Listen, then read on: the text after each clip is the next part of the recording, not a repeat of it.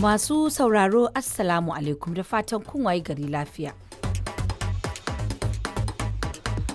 To a cikin shirin za ku ji cewa ana ci gaba da gudanar da shagulgulan murna a sassan Sifaniya bayan da tawagar kwallon kafa ta kasar ta lashe gasar cin kofin duniya.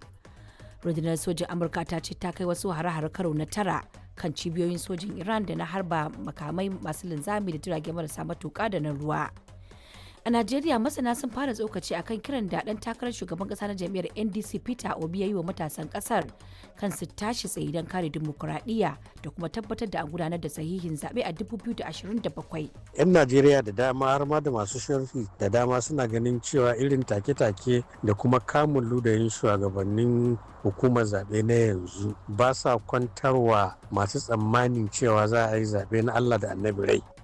Har ila yau a Najeriya gwamnatin jihar Borno da ke arewa maso gabashin kasar ta yi karin haske akan wani hari da mayakan Boko Haram suka kai wa kwalejin gwamnatin tarayya ta 'yan mata da ke Mungunu. Sun kai hari ne da niyan sace ɗalibai, amma kuma alhamdulillahi gwagwarmayan sojoji da 'yan sanda da harbi da suka yi da arangama da suka yi ya sa abin ya fi karfinsu suka gudu.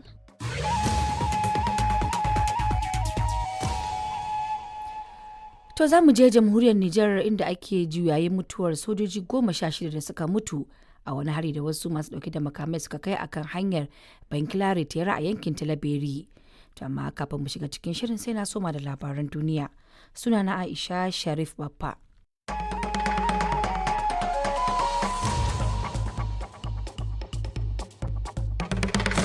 Masu sauraro Assalamu alaikum. Aisha Sharif Baffa ke muku barka da hantsi. To a cikin shirin za ku ji cewar a Birtaniya a yau ne ake sa ran Andy Burnham zai zama Prime Minister na 7 a cikin shekaru 10 da suka gabata a kasar. Dubban mutane sun taru a birnin Delhi na India gabanin wata zanga-zanga da aka shirya yi zuwa gina majalisar dokokin kasar. A Najeriya masana ƙauyen Kwarin Gamba da ke karamar hukumar sabon birni a jihar Sokoto sun kuka kan yadda 'yan bindiga ke kai musu hari da kuma sace musu mutane. Sun zo Kwarin Gamba wanda sun kashe mutum biyu sun harbo mutum 4 wallahi haka akwai wanda ma suna kama makabarta sun kai yadda gwamnati sun kai da ita ba kalla ba kasara ba mu da sama da mutum 300 hannun yan bandin nan. A bangaren wasanni ko a jiya ne aka kammala gasar cin kofin duniya inda Sifaniya ta lashe kofin bayan doki Argentina da ci 1 da nema. Yan magana suka ce ba a san macito ba sai miya ta kare. Gashi dai Lamin Yamal ya daga wannan kofi a gaban Messi. Duk da cewa na so Argentina da ci wasan wannan amma gaskiya sun hauzara sakamakon Espankin sun nuna kwarewa.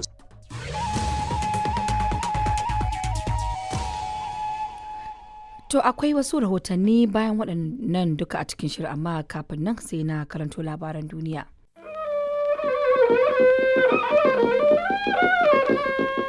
Sashen Hausa na BBC ke magana akan mita 13 da mita 16 da wasu tashoshin FM a wasu kasashen Afirka ko a shafinmu na intanet bbchausa.com. Masu sauraro Assalamu alaikum Badriya Tijjani Kalarawi ke muku sallama a cikin shirinmu na karfe 3 daidai agogon Najeriya da Nijar, wato 2 daidai kenan agogon GMT da Ghana. A cikin shirin za ku ji Andy Burnham ya zama Firaministan Birtaniya na 7 cikin shekaru 10 inda Sarki Charles na 3 ya ba shi ikon kafa sabuwar gwamnati. Gwamnatin Sudan ta yi watsi da takunkumin da Amurka ta kakaba mata kan zargin amfani da makamai masu guba a yakin basasar kasar. Rahotanni daga jigawar Najeriya na cewa mutum 7 sun rasu, ana kuma ci gaba da neman wasu sakamakon nutsewa da kwale-kwalen da suke ciki yayi. A lokacin da suka hau wannan jirgi ne suna tafiya kuma sai Allah ya kawo wannan sosai wanda jirgin ya nutse da su ga baki daya. Daga safen zuwa yanzu an ƙara samun gawarwaki guda 6 wanda ya zama kiran guda 7 kenan. Muna ɗauke da ƙarin bayani. A jamhuriyar Nijar gwamnati ta ce za ta baiwa iyalai da 'ya'yan sojojin da suka rasu a fagen daga fifiko lokacin ɗaukar ma'aikata. To sai dai kuma wasu na gargaɗi kan hakan. za ka ga wasu sun yi kutse wanda ba su shahi sojojin ba ma an ce diyan sojawa ne. Dole kwamitin da aka dora ma yauni ya dauki ma'aikatan nan sai ya tsaya ya yi taka tsantsan, ya tsaya ya yi aikin shi tsakani da Allah.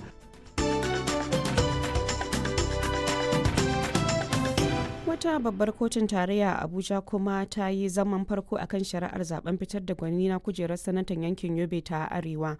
Za mu kawo muku karin bayani gaba a cikin shirin, amma bari mu fara da labaran duniya tare da Rabi'atu Kabir Runka.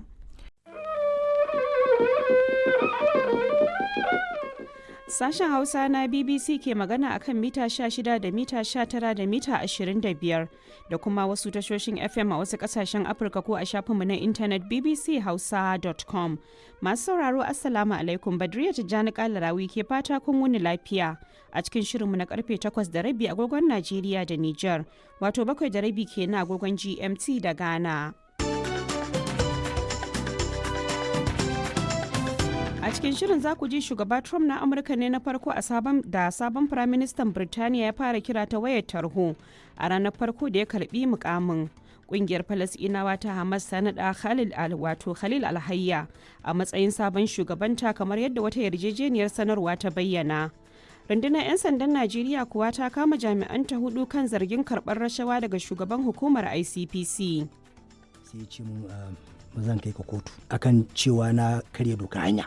Sai na ce masa to mu je kotu. So muna tafiya kaɗan sai fara ce ma kaga ai daga ganin ka kai babban mutum ne, ba za ka so a bata maka lokaci ba, kawai za a ci ka tara ne ta naira 52,000, ka iya bani in je in biya. Muna ɗauke da ƙarin bayani. Ƙungiyar lauyoyi ta Najeriya NBA ta yi sabuwar shugaba kuma mace ta biyu da ta taɓa riƙe wannan mukamin. Sunanta Oyinkan Shola Badejo Ogun Sanya, kuma lauya ce da ta shafe wajen shekaru 24 tana aiki a matsayinta na lauya. Sannan kuma tana da gogewa a harkokin gwamnati da gyara tsarin shari'a. Sannan ta zama lauya ne a shekarar 2002.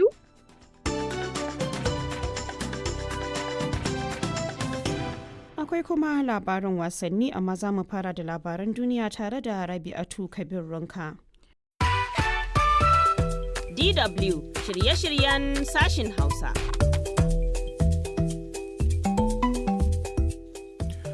Masu sauraro barkama da warhaka da fatan an tashi lafiya. Bayan an sha labaran duniya, a jerin rahotannin da muka yi muku tanadi za ku ji cewa kasar Spain ta kafa tarihi bayan ta lallasa Argentina da ci ɗaya mai ban haushi a wasan ƙarshe na gasar cin kofin duniya. Amurka ta zafafa hare-haren da take kaiwa Iran a matsayin wani martani kan sojojinta da aka kashe a yankin Gulf. Rundunar 'yan sandan Najeriya ta kaddamar da aikin karɓo haramtattun makamai da ke hannun 'yan kasar ba bisa ka'ida ba. To kai tsaye za ku iya bibiyar ma shafinmu na intanet dw.com/hausa da manhajar TuneIn da kuma shafukanmu na Facebook da YouTube, har ma da wasu tashoshin FM abokan hulɗar ma kasashen nahiyar Afirka, ciki har da Najeriya da jamhuriyar Nijar da Ghana har ma da Senegal. Kafin jera rahotannin da muka tanadar muku sai an sha labaran duniya wanda Abdurrahman Hassan ya tsara, da ni Musa Tijjani Ahmad zan karanto muku kai tsaye daga nan birnin Bonn na tarayyar Jamus.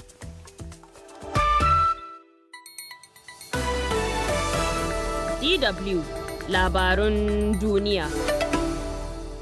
Spain ta lashe gasar cin kofin duniya bayan caskara Argentina a wasan ƙarshe. Iran da Amurka na ci gaba da musayar rokoki da makamai masu linzami a yankin Gulf. An zaɓi shugaban ƙasar Senegal Bassirou Diomaye Faye a matsayin sabon shugaban ƙungiyar ECOWAS, a yayin da ministan harkokin wajen Jamus ke ziyara a Afirka. DW shirye-shiryen sashin Hausa. Masu sauraro barkamu da warhaka da kuma kasancewa da ku a zango na biyu na yada shirye-shiryen sashen Hausa na DW da ke zuwa muku daga nan birnin Bonn na tarayyar Jamus. A jerin rahotannin da muka yi muku tanadi za ku ji gargaɗin Majalisar Ɗinkin Duniya kan yadda 'yan ta'adda ke amfani da jirage marasa matuƙa da kuma hada-hadar crypto wajen kai hare-hare Najeriya da ma ƙasashen Sahel. A ƙasar Saliyo kuwa an kammala taron shugabannin ƙungiyar ECOWAS kan makomar haɗakar ƙasashen yankin yammacin Afirka. Za ku ji batun da ya fi ɗaukar hankali a wurin taron. Muna ma tafi da rahoto kan yadda ƙasar Saudiya ta janye tsarin ba da visa nan take ga 'yan Najeriya da wasu ƙasashe 13. Amma kafin nan ga Abdullahi Tanko Bala ɗauke da labarin duniya.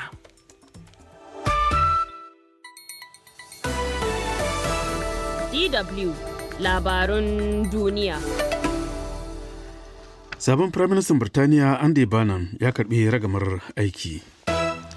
Amurka ta kai sabbin hare-hare a sassa daban-daban na Iran. Ƙungiyar ci gaban ƙasashen Afirka ta yamma ECOWAS ta amince da shimfiɗa bututun mai daga Najeriya zuwa Morocco. DW shirye-shiryen sashin Hausa. Masu mu barkamu da warhaka da kuma kasancewa da ku a zango na uku kuma na ƙarshe na yada shirye-shiryen sashen Hausa na DW wanda ke zuwa muku kai tsaye daga birnin Bonn na tarayyar Jamus. A jerin rahotannin da muka yi muku tanadi za ku ji sama da shekaru 50 da fara gwagwarmayar da ta yi nasarar ceton ƙasar Afirka ta kudu daga mulkin wariya. Najeriya na shirin jagorantar wani kamfen ɗin sake ware baƙaƙen Afirka ta kudu. Har ila yau a Najeriya za ku ji yadda haɗarin kwale-kwale ke neman zama ruwan dare bayan sake afkuwarsa a jihar Jigawan Najeriya. Wannan batun ne ma zai kasance jigon shirin. A Ghana kuwa kungiyar likitoci ce ta bayyana yadda wasu daga cikin mambobinta 17 ke fama da matsalolin taɓin hankali a halin yanzu, yayin da wasu 12 ke karɓar magani saboda shaye-shayen miyagun ƙwayoyi. Za mu ji gaskiyar labarin. Akwai ma wasu rahotannin bayan waɗannan har ma da wasu shirye-shirye.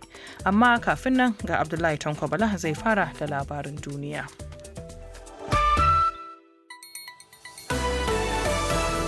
DW labarun duniya. Sabon Firaministan Birtaniya Andy Burnham ya jaddada ƙudurinsa na tabbatar da tsaro ga Birtaniya da kuma aminanta. Rasha ta ce ta kai hari da ya hallaka mutum 5 a wani hari da Ukraine ɗin ta kai. 'Yan Houthi sun toshe Saudiya daga hanyoyin ruwa na yankin.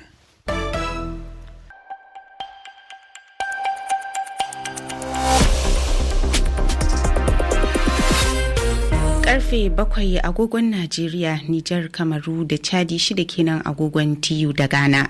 Sashen Hausa na Radio France International ke magana akan mita 22 da 25. Rukayya Abba Kabara. Mai sauraro barkanmu da kasancewa tare a labaran safiyar wannan rana ta Litinin ga kanin labaran da muke tafa da su. Harkokin tsaro da batun tafiyar da gwamnati ne za su mamaye taron ECOWAS da za a gudanar. Wani harin ta'addanci ya yi ajalin sojojin Mali guda 50. Amurka ta kaddamar da sabon hari kan cibiyar nukiliya ta kofin a Iran. To madalla yanzu ga labarin bi da bi.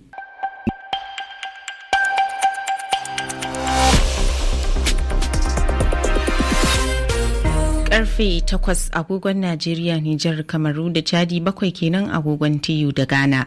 Sashen Hausa na Radio France International ke magana akan mita 22 da 25.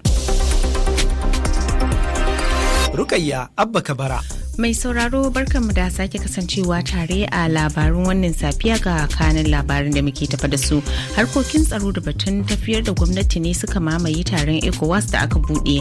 Sojojin Najeriya sun dakile yunkurin 'yan ta'addan ISWAP na sace wasu ɗalibai a jihar Borno. Amurka ta kaddamar da sabon hari kan cibiyar nukiliya ta kofin a Iran. To madalla yanzu ga labarin.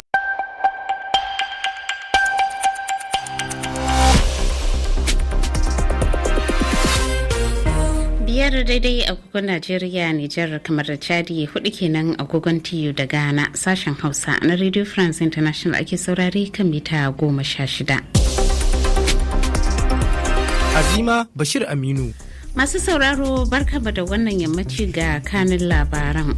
Rayukan mutane kusan 40 sun salwanta a haɗurran jiragen kwale-kwalen da suka faru a jihar Jigawar Najeriya da kuma Kamaru.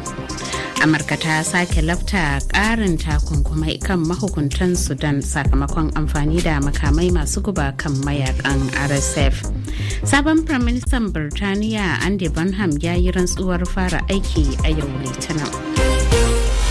Ta yanzu kuma ga cikakkun labaran. Jama'a masu sauraron mu Assalamu alaikum. Abdulrazak Yahuza Jere ne ke muku barka da warhaka. Kuna tare da sashen Hausa na gidan rediyon ƙasar Sin a halin yanzu. Sai a kasance tare da mu domin jin shirye-shiryenmu, inda za mu fara da kawo muku labaru. Sannan daga bisani daɗaɗɗen shirye-shiryenmu masu farin jini su biyo baya.